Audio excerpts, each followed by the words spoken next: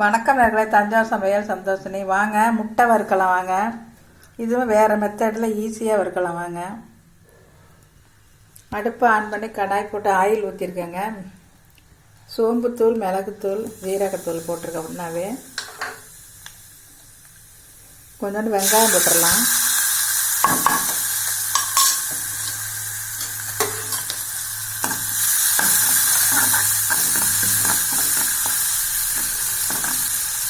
கொஞ்சம் மஞ்சள்தூள் போட்டுடலாம்.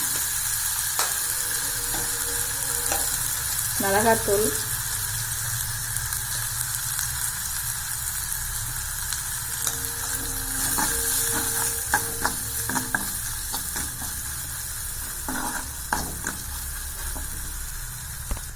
கொத்தமல்லியும் போட்டுடலாங்க. கொஞ்சம் நல்லா வாசமாக இருக்கும்.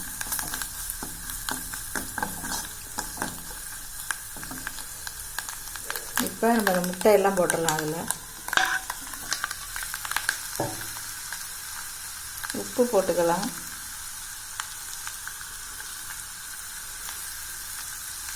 அவ்வளோதாங்க, 2 பரட்டி வைக்க வேண்டியதுதான். அவ்வளோதான், முட்டை வறுவல் ரெடி.